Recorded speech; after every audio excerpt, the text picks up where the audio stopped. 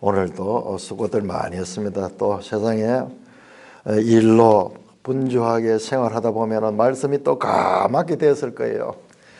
저같이 매일 말씀을 붙들고 있는 사람도 새벽에 있다가 저녁이 되면 또 까맣게 느껴질 때가 있어요. 그러니까는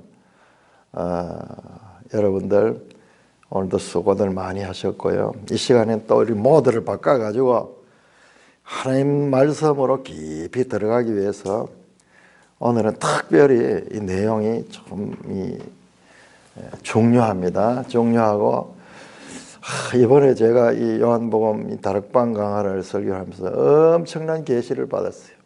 하나님께서 이 빛을 보여주시고 이 말씀을 깨우쳐 주셨어요.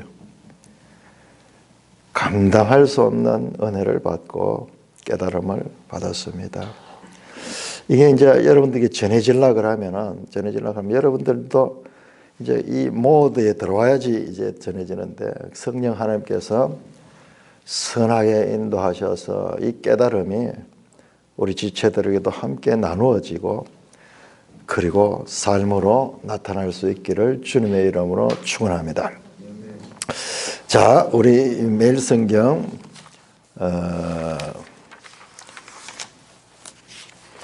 매일 성경 100쪽을 펴보시면은 우리가 이번에 공부하게 되는 요한복음 14장부터 지난번에 13장까지 공부했거든요. 14장부터 마지막 21장까지의 내용을 다시 또 정리해 놨어요. 그 가운데서 특별히 100쪽에 보시면은 오른편에 주요 내용 가운데서 1. 고별설교 1 있고 그 다음에 101쪽에는 고별설교 2로 나누어져 있습니다. 자, 이게 왜 이렇게 나누어졌는가 또 아는 것이 중요해요. 자, 고별설교 1, 고별설교 2 이걸 다른 말로 하면은 다락방 강화, 다락방에서 예수님이 가르친 말씀이다. 다락방 강화입니다. 그 다음에 고별 기도 17장 1절에서 우리가 방금 읽었던 부분이 고별 기도의 첫 부분이에요. 그래서 14장, 15장, 16장 그리고 17장은 기도고 예수님의 기도고 요거 다락방 강화다. 그런데 다락방 강화 고별 설교를 1번과 2번으로 나오는데 1번을 14장 31절까지로 끊었습니다. 자, 우리 14장을 한번 볼까요? 14장 31절 한번 보세요. 자, 일단 다락방 강화가 어떤 형식을 가지고 있는가 아웃라인 그 내용은 잘 이해 못하더라도 아웃라인이라도 알아야 돼요.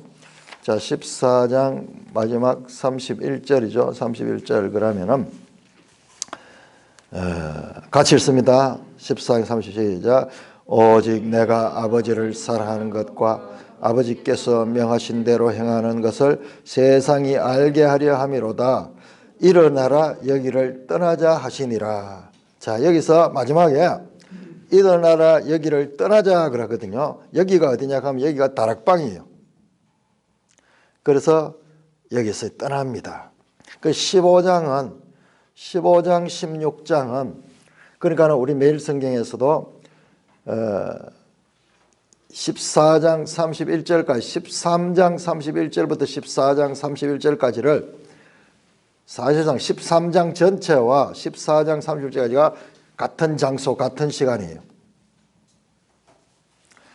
예수님께서 제자들의 발을 씻으시고 그 다음에 거기서 서로 사랑하라 말씀하시고 그때 유다는 예수님을 팔기 위하여 밖으로 나갑니다. 그때 밤이다. 나가니 밤이다. 13장 30절 나옵니다. 그 다음에 유다가 가고 난 다음부터 예수님께서 말씀 시작하시거든요. 그 이야기가 방금 읽었던 14장 31절까지죠. 그리고는 여기를 나가자 그러면서 이제 나가시는 거예요. 그래서 고별설교 2번으로 되어 있는 것은 15장에서 16장 33절까지는 장소가 이동하는 과정에서, 그럼 어느 장소냐? 장소가 안 나와 있어요. 그래서 장소를 이동하는 과정에서, 그러니까 15장, 16장, 17장도 마찬가지요. 18장에 가야지 장소가 나와요. 자, 18장에, 여기서 14장에 떠난 장소가 18장 1절을 한번 열어보시죠. 18장 1절. 예수께서 이 말씀을 하시고 제자들과 함께 기드론 시내 건너편으로 가셨다. 기드론 시내 건너편, 기드론 골짜기, 그러니까 이 감람산 있는 쪽으로 이제 이때 가시는 거예요. 여기서 예수님께서 체포됩니다. 체포되고 거기에서 이제 체포되어서 십자가행을 받게 되는 데로 끌려갑니다.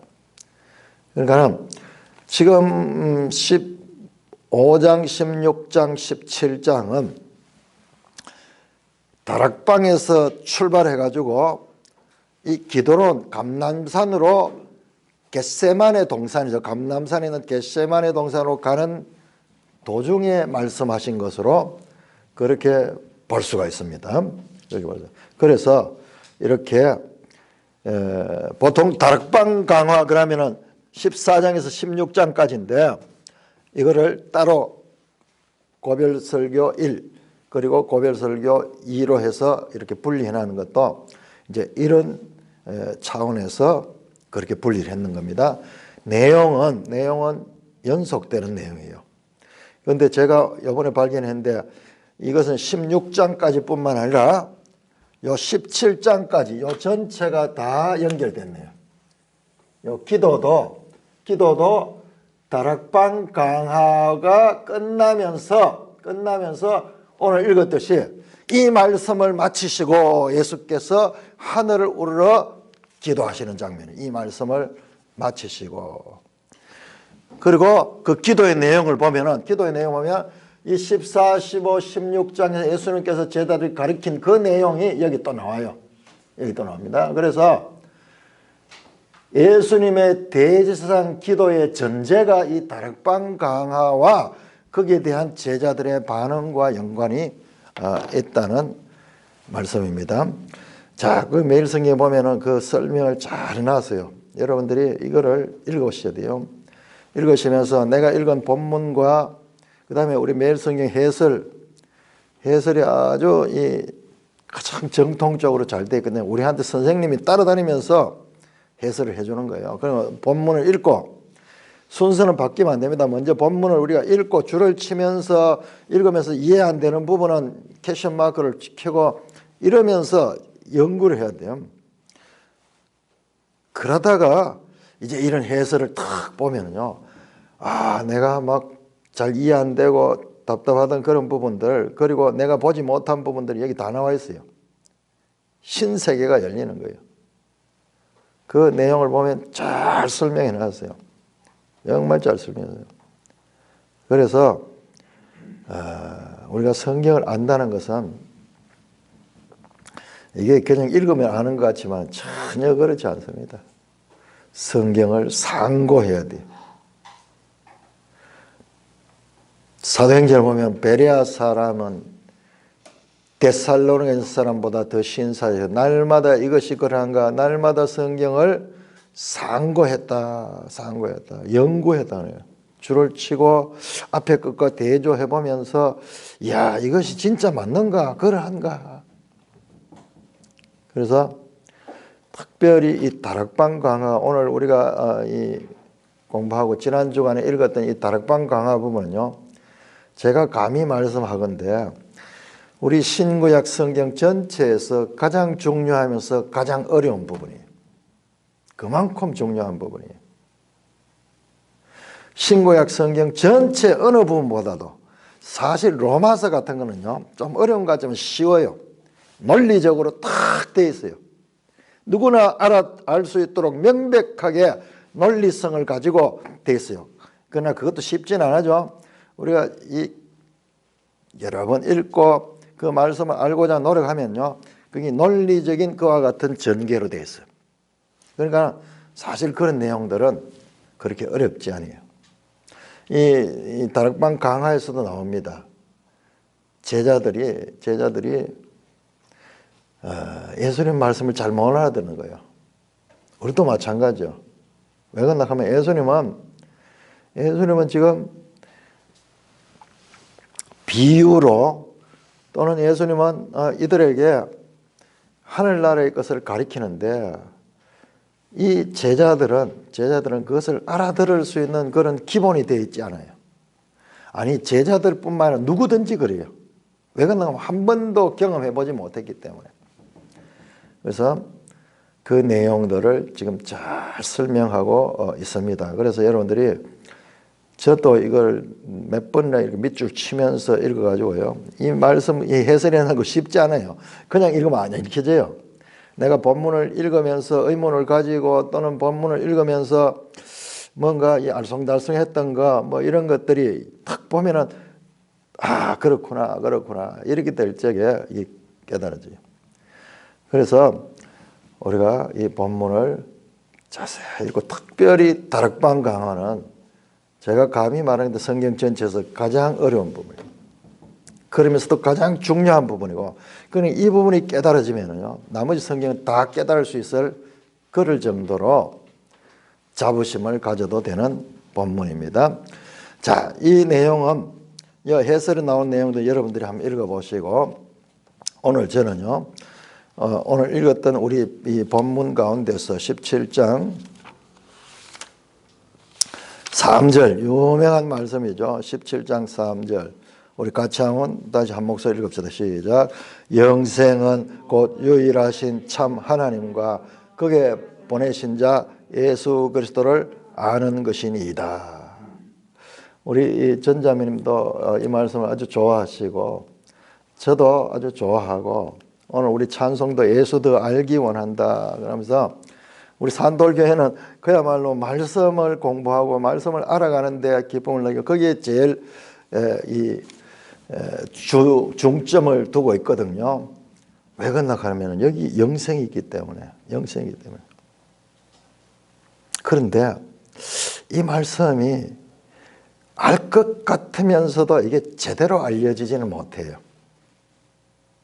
이 말씀이 아주 좋은 말씀이에요. 영생은 곧 유일하신 참 하나님과 그의 보내신 예수 그리스도를 아는 것입니다.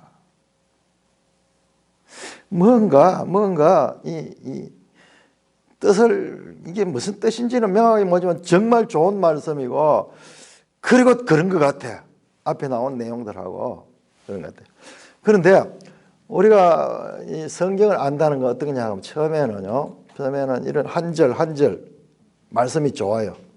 한 절 말씀이 좋아요. 그런데 그것 가지고는 부족해요. 문맥을 통해서 그 말씀을 알아야지 제대로 알게 돼요. 자, 그래서 오늘은 이 말씀이 가지는 의미를 문맥을 통해서 살피는, 그래서 오늘은 본문을 자세히 살펴보고, 그러니까 여러분들이 오늘 피곤하고 또 잠도 올 수 있고 막 그럴 텐데 우리 성령 하나님께서 여러분들에게 이 깨닫는 영을 부어주셔가지고 재미있게 한번 말씀을 이거 하나라도 깨달으면 어마어마한 걸 깨닫게 됩니다. 자, 먼저 요한복음 제가 이 17장까지는 하나로 이렇게 엮었는데요. 여기에서 가장 중요하게 다뤄진 주제가 뭐냐 하면은 그냥 여기에서 영생은 아는 것이다 이 말씀이 그냥 나온 게 아니고 이와 같은 맥락을 따라 나왔어요. 다락방 강화의 출발은요, 무지, 알지 못함에서 알무로 나갑니다. 알지 못합니다. 무지함에서 지식을 가지는 거로 이어집니다. 이게 그런가? 왜 그런가 하면 이 다락방가에 했던 말 또 나오고 또 반복되는 말씀이 여러 개 많아요. 그래서 읽으면은 알 것 같으면서도 이게 잡히질 않는데, 그런데 이 내용들을 관통하면서 이어지는 말씀이 알미라는 주제입니다. 자, 14장 한번 펴. 14장.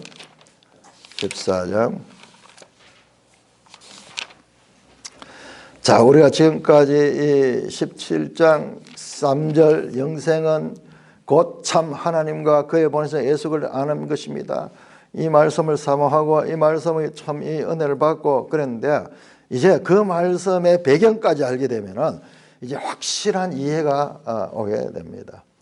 자, 14장부터 한번 보겠습니다. 14장 5절 한번.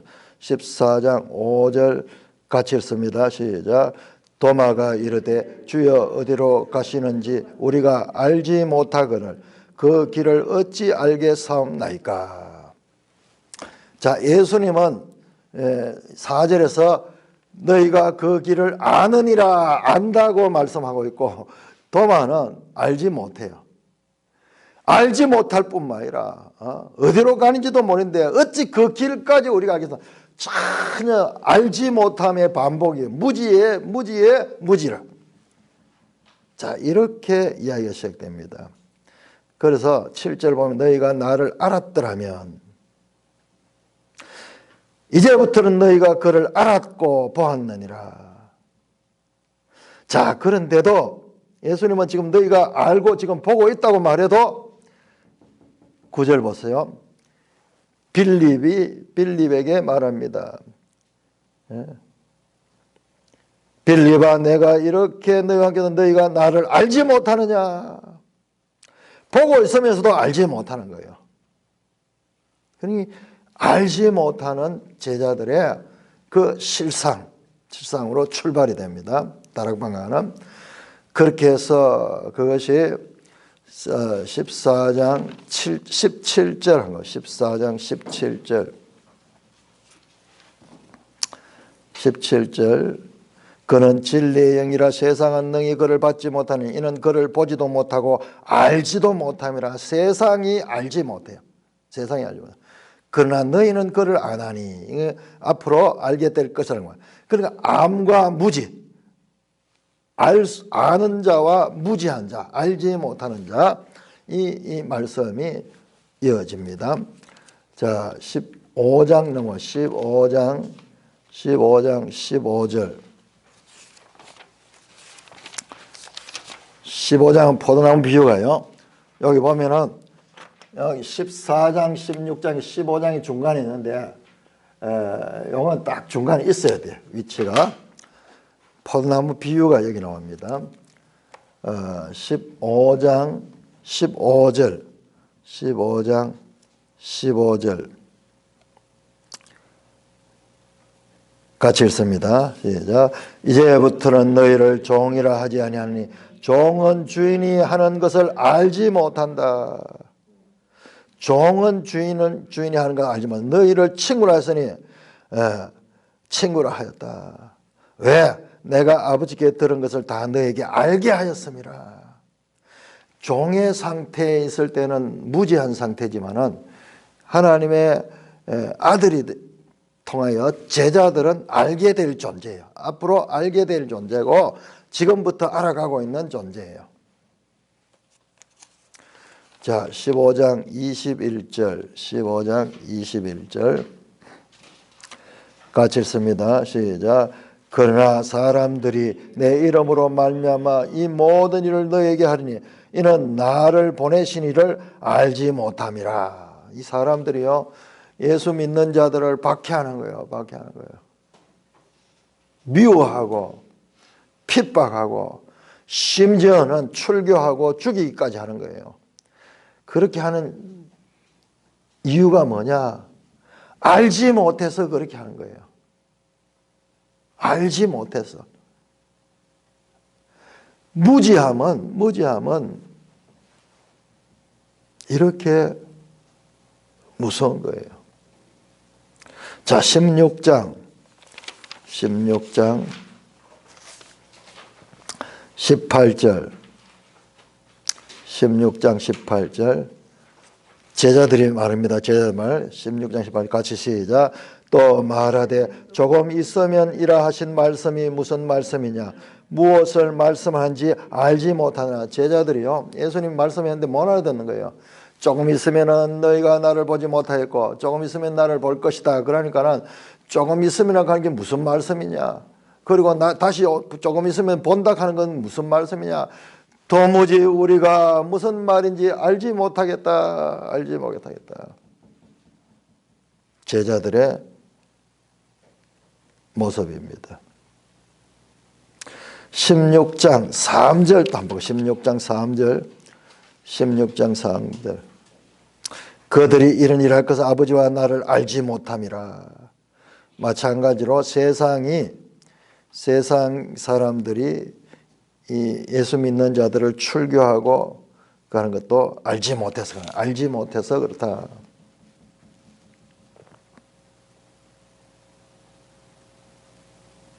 자, 그런데 16장 마지막 단락인데 25절에서 33절 마지막 단락에 보면요. 늘 제자들은 알지 못하는 상태인데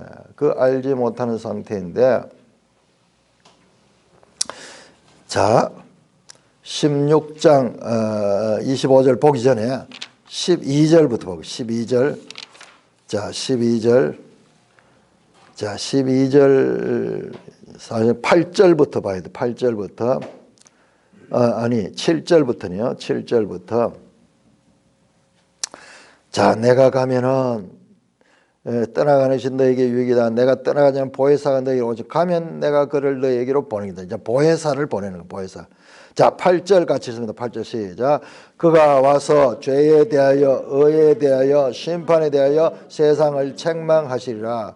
자 그가 와서 보혜사가 와서 죄에 대해서 의에 대하여 심판에 대하여 세상을 책망하려 되어 있는데 이 원어가 책망이라기보다는 책망이라는 말도 되지만은 여기에 엘레오코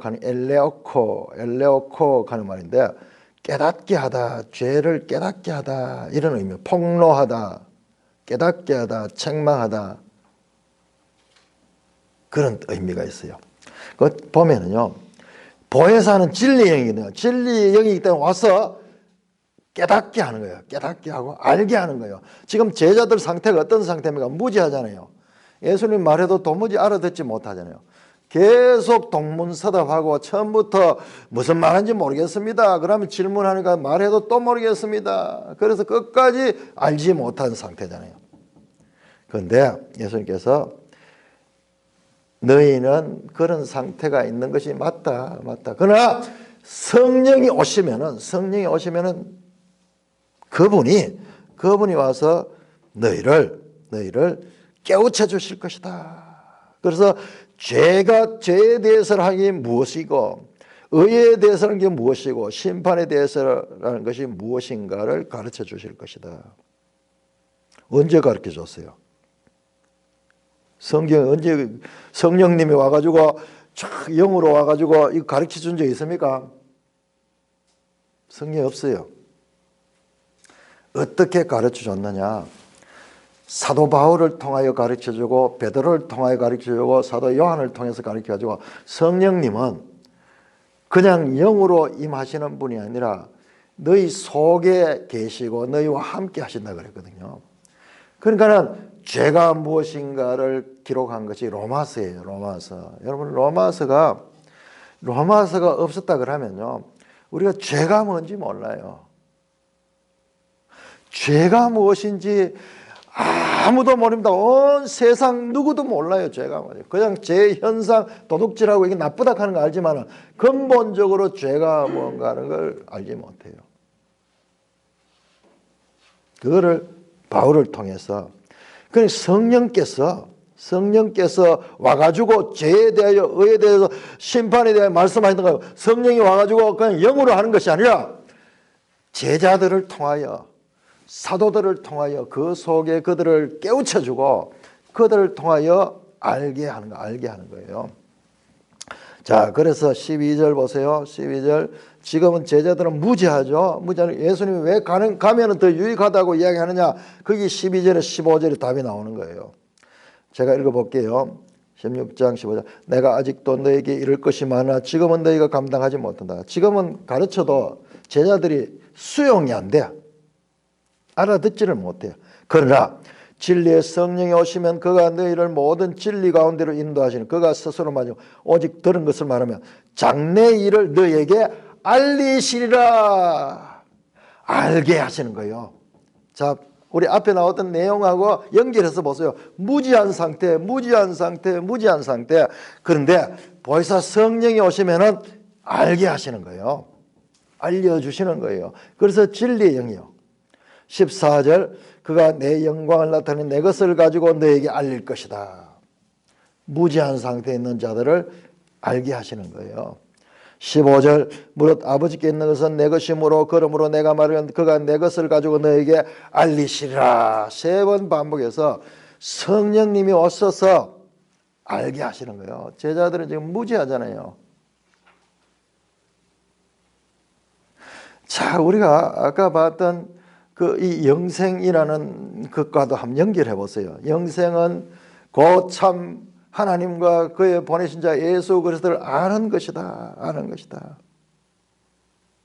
그 알미 언제 이루어진가? 지금 현재는 보니까 제자들이 알지 못해요. 알지 못해요. 도무지 알지 못해요. 세상도 알지 못하고 제자들도 예수님을 보고 있으면서도 예수님 말씀을 듣고 있으면서도 예수님 말씀을 알지 못해요.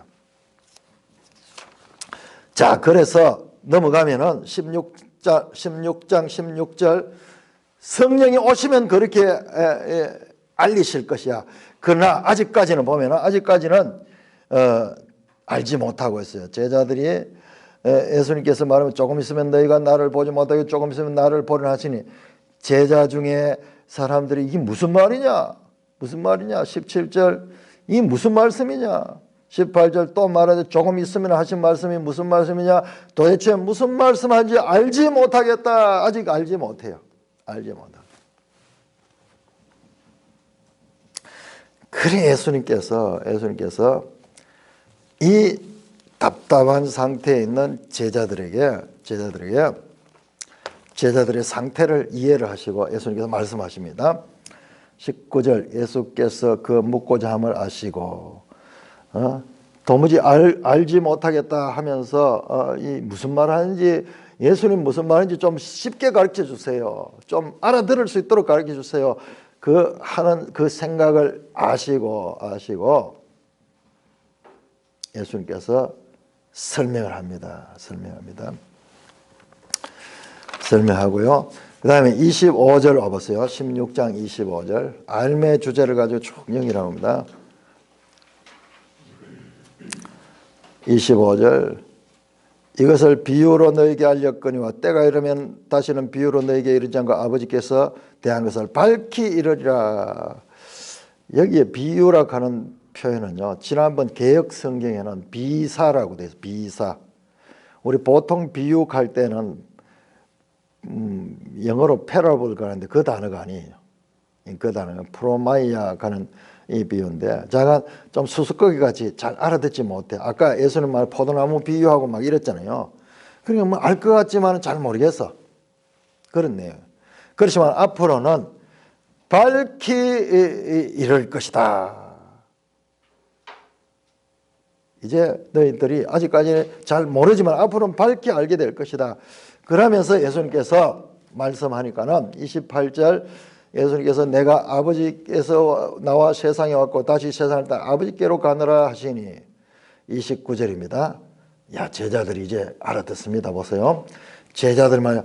야, 지금은 밝히 말씀하시고 아무 비유로도 하지 아니하시니 이제는 말씀을 솔직하게 탁 깨놓고 하시니까는 우리가 지금에야 주께서 모든 것을 하시고 또 사람의 물음을 기다리지 않은 줄 압니다.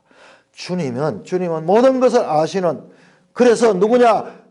이로써 하나님께로 나오신 분, 바로 예수님은 하나님께서 나오신 그 하나님이라는 것을 이제 알겠습니다. 그 이야기를 하는 거예요. 여러분 한번 보세요. 지루한 이 대화 가운데 14장, 15장, 16장 무지함 가운데 계속 무지한 자들의 극치에서 이제 마지막으로 이제 알겠나이다 하는 말씀이 이제 마지막 30절에 나옵니다. 그리고 믿사옵나이다. 더불어가 암과 믿음이 같이 나옵니다. 알겠나이다. 그리고 믿습니다. 알고 믿습니다. 암과 믿음이 연결되어 있어요. 암과 믿음이 연결되어 있다. 그걸 지금 설명하려고 하면 너무 복잡해져. 14장부터 암과 믿음이 같이 연결되죠. 그러니까는 우리가 믿음으로 말미암아 구원을 얻어서 영생에 이르는데 이 요한복음에서는 알므로 말미암아 영생을 얻는다 그러니까는 이게 또 다르잖아요. 왜 여기서는 이렇게 저기서 이렇게 하나?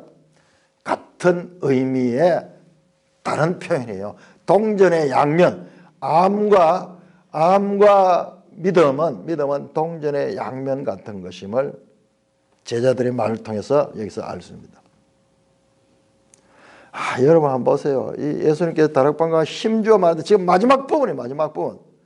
그러니까는 제자들이 이제 알겠습니다. 이제 알겠습니다. 그리고 이제 우리가 믿습니다. 그러니까 예수님 보세요. 예수께서 대답하시되 이제는 너희가 믿느냐. 이제는 너희가 믿느냐. 이 말에는 아느냐가 포함이 되어 있습니다. 암과 믿음이 연결되어 있어요. 연결되어 있어요.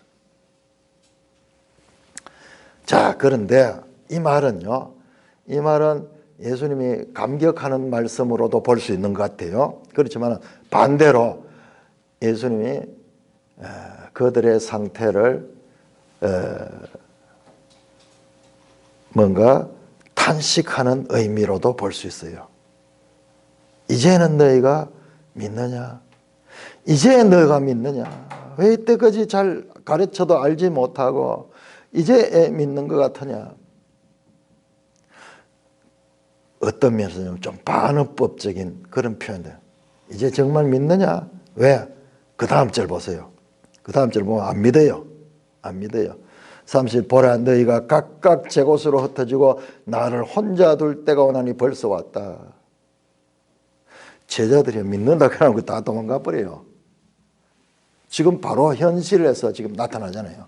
몇 시간 후면은 불과 몇 시간 후면 이게 나타나잖아요. 예수님 그걸 알고 있는 거예요. 정말 그들이 믿으면 그들은 행동할 수 있습니까? 그래서 이 31절 말씀은 이게 냉소적인 의미로 반어법적으로 정말 믿고 있나 너?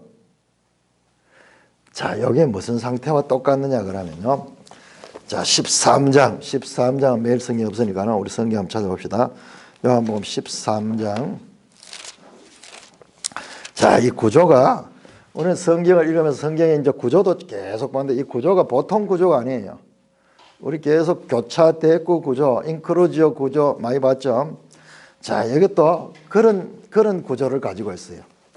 그러니까 우리가 그냥 이 논리적인 이런 뭐 서론, 본론, 결론 이런 구조로 되어 있으면은 우리가 쉽게 배우는데 예수님 말씀은 그렇지 않아요. 바울의 말씀은 그렇게 되어 있어요. 그러니까 바울의 말씀은 딱 알아들을 수 있어요. 좀 어렵지만 우리가 공부하면은 딱 알아들 수 있는데요. 그러나 이 예수님 말씀이나 또는 구약 성경에 나오는 말씀들은요, 이 구조 자체가 아주 독특한 구조를 가지죠. 자, 13장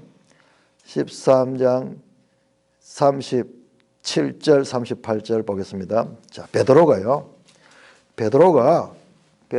막 용기를 가지고 그렇게 예수님이 이제 가신다 그러니까는 36절에 시몬 베드로가 이르되 주여 어디로 가시나이까? 예수께서 대답하시되 내가 가는 곳에 너가 지금은 따라올으나 후에는 따라오리라. 이것도 무슨 말인지 알 수 없죠. 그러나 우리는 알죠. 베드로가 지금 못 따라오잖아요. 지금 도망가잖아요. 그러나 나중에 베드로가 예수님의 제자로서 사도로서 예수님이 가신 그 길을 그대로 갑니다. 순교하죠. 그리고 복음을 전하고 귀신을 쫓아내고 심지어는 죽은 자까지 살리는 능력 있는 종이 되잖아요. 그게 사도행전에 나오잖아요.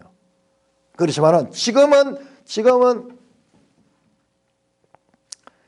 따라올 수 없다. 그러나 후에는 따라와. 예수님은 알고 있어요.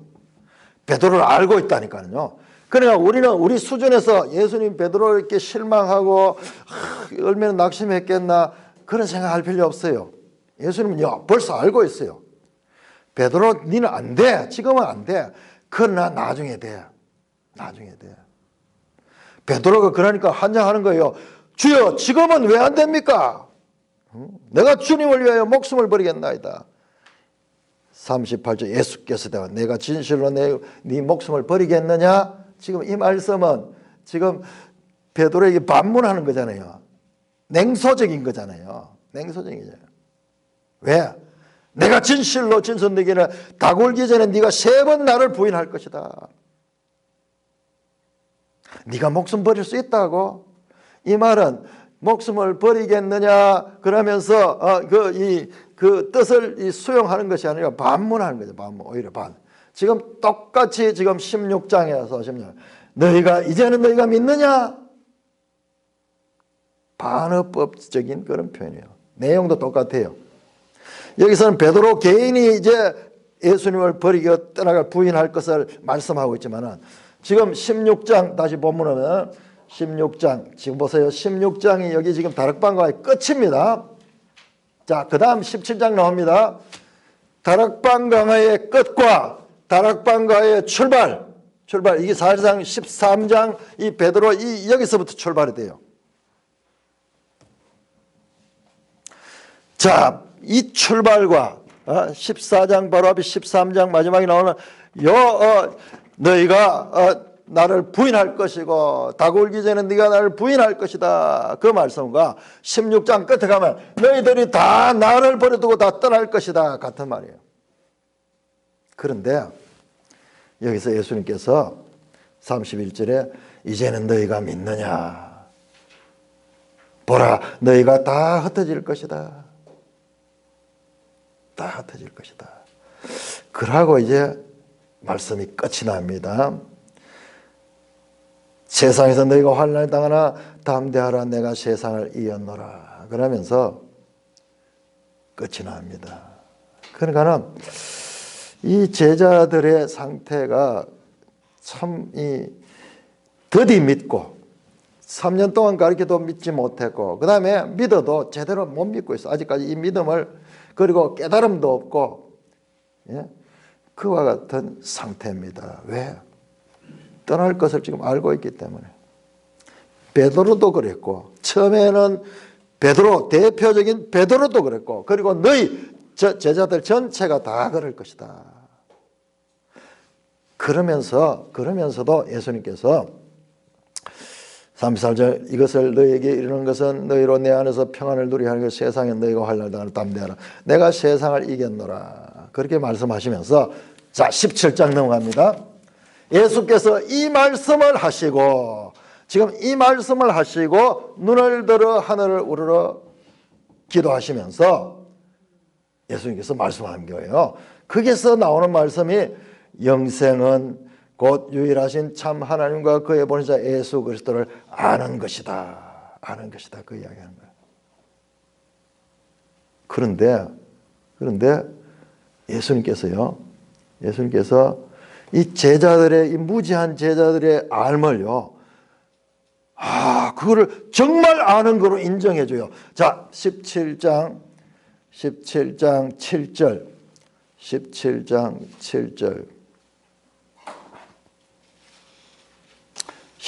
7절 같이 좀 시작. 지금 그들은 아버지께서 내게 주신 것이 다 아버지께로부터 온 것인 줄 알았나이다. 알았다 그래 이제 이들이 무지한 이들이 끝에 가지고 알겠나이다. 이것도 희미하게 아는 이걸 가는데 예수님께서는 알았다고 인정해줘요. 한 번뿐만 아니라 또 인정합니다. 8절 나는 아버지께서 내게 주신 말씀들을 그들께 주었사오며 그들은 이것을 받고 내가 아버지께로부터 나온 줄을 참으로 아오며 아버지께서 나를 보내신 줄로 믿었습니다. 알고 믿었대요. 요 앞에는 어떤 말씀이잖아요. 자, 16장 30절 다시 한번 보세요. 16장 30절.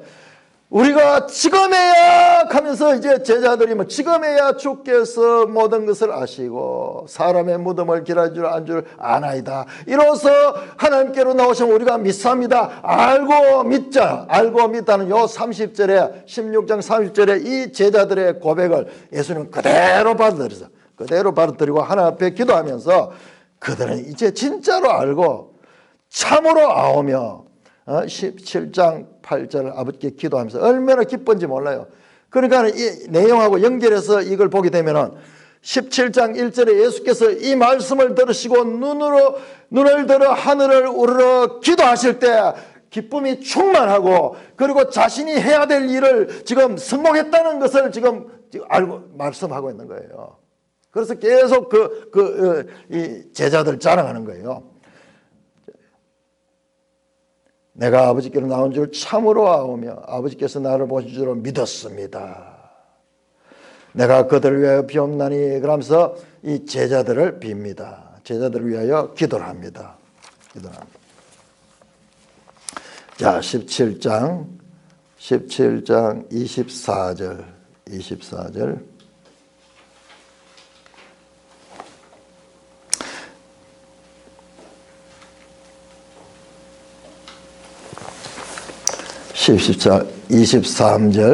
23절부터 보겠습니다. 자, 보세요. 알미라는 주제를 가지고 한번 보겠습니다. 자, 23절 후반절에 아버지께서 나를 보내신 것과 또 나를 사랑하심 같이 그들도 사랑하신 것을 세상으로 알게 하려 함이로소이다. 이 말씀도요, 앞에 나왔던 말씀이요. 14장 31절 나왔습니다. 아버지여 내게 주신 자도 나 있는 곳에 나와 함께 있어 아버지께서 창세전에 나를 사랑하심으로 나에게 주신 나의 영광을 그들로 보게 하시기를 원하옵나니 의로우신 아버지여 세상이 아버지를 알지 못하여도 세상은 아버지를 알지 못하여도 나는 아버지를 알았사옵고 그들도 아버지께서 나를 보내신 줄 알았사옵니다. 그들이 여기 제자들이거든요. 제자들. 다락방 강을 통해서 무지하던 그 제자들이 마지막에 아는 곧 신랄 같은 그 알을 예수님은 참 알무로 인정하시고 그것을 인정하셔요. 그러나 실제적으로 부인하고 다 도망가죠. 그럼에도 불구하고 그들의 작은 알을 예수님은 인정했어요. 이 중요합니다. 그러면 예수님이 오해했습니다. 예수님은 착각했어요. 왜? 제자들은 다 도망가요. 정말 안다 그러면 그럴 수 없어요. 다 도망가 버립니다. 예수님이 착각했습니까? 복음서만 보면 착각했어요. 그러나 사도행전을 보면은 착각이 아니라 예수님이 정말 바로 알았어요. 오순절 성령이 오고 난 다음에 이 제자들은 다 변화되었어요. 변화돼가지고 그야말로 진리 가운데서 예수님이 말씀하신 대로 그 사명을 위하여 헌신하며 작은 예수들이 되어서 살았던 것을 볼 수 있습니다. 이 작은 알을 예수님은 기쁘시게 받으시고 이 기쁨을 가지고 이들이 이제 알았습니다. 아버지 그들이 알았습니다. 이들이 하나 되게 하시고 그리고 이들을 통하여 보세요. 20절 17장 20절 내가 비옵는 것은 이 사람들만 위하여 이 사람들은 제자들이요 이 사람만 위함이 아니요 또 그들의 말로 말미암아 나를 믿는 사람들을 위함이니 앞으로 이 제자들이 예수님을 증거하고 예수님을 설교할 적에 그 말을 듣고 믿는 사람들 사도행전에 베드로가 설교하니까는 그 설교를 3,000명이 회심을 하고 4,000명이 회심하는 그런 역사가 일어났듯이 오늘날 저와 여러분들도 포함되는 산돌교회도 포함되는 그들의 말로 말미암아 믿는 사람들 교회입니다. 교회.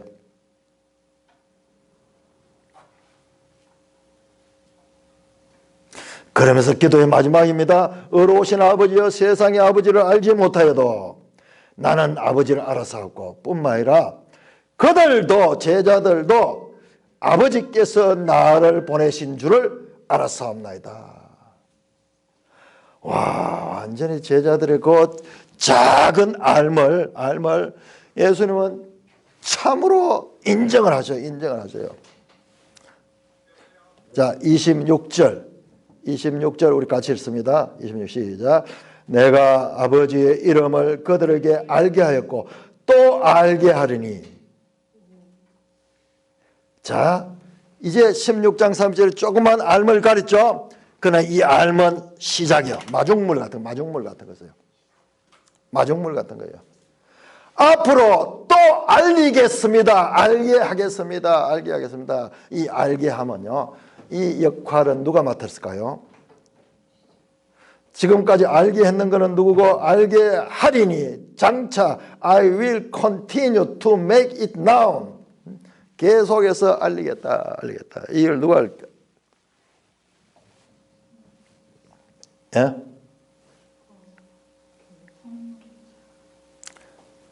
내가 아버지 이름을 그들에게 알게 하였고 또 알게 하리니. 예? 우리 번역이 조금 약해요. 계속해서 알리겠습니다, 알리겠습니다. 예수님도 포함이 되고 그 다음에 성령님이 하시잖아요. 성령님이 하시잖아요. 그러니까 예수님은 요 작은 알을 이걸 마중물 같이 봐가지고 앞으로 계속 알게 될 것을 아시고 그들이 영생을 얻고 그리고 하나님의 이 아들들로 예수 그리스도의 제자들로 이제 그들의 지식을 전파하면서 그 믿음으로 사람들이 구원 얻는 그 일들을 담당하게 될 것을 지금 말씀하고 있는 것입니다. 자, 일단 여기서 우리가 큰 걸 발견한 것은 다락방 강화와 예수님의 대제사장의 기도가 연결되어 있다는 것을 알 수 있어요. 이 다락방 강화의 알매 최종적으로 나타난 그 작은 실마리 같은 그 암, 그것을 예수님께서는 기쁘게 인정하시고 그걸 가지고 하나님께 보고를 하면서 그리고 장차 계속해서 그들은 알아가게 될 것을 말씀하는 거예요. 마중물 같은 것, 아니 씨앗 같은 것, 그거 하나를 보고도 예수님께서 그렇게 기뻐하시고 아버지 앞에 자랑만 하죠. 그들도 알았습니다. 우리와 같이 알았습니다. 그들도 아버지와 내가 서로 하나 된 것 같이 그들도 하나 되게 하옵소서. 그러면서 기쁨으로 그들을 인정하고 그렇게 예수님은 3년 동안 가르쳐서 제자들 다 도망가는 실패자가 아니라 자신이 실패했다고 보지 않고 성공했다, 할 일을 다 했다, 아버지 앞에 떳떳하게 기도하면서 내가 해야 될 일을 다 했고 그것은 그들도 이제 알게 되어서 영생을 얻게 되었습니다. 영생을 얻게 되었습니다. 뿐만 아니라 그들의 말을 통하여 앞으로 많은 사람들이 알게 될 것이고 그리고 영생에 이르게 될 것입니다. 이와 같은 맥락 속에서 그 유명한 요한복음 17장 3절이 선포되었다는 것을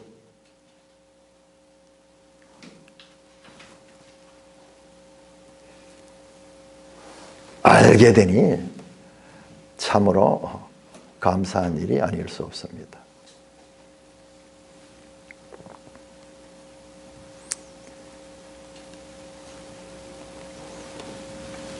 나누실 말씀 있으시면은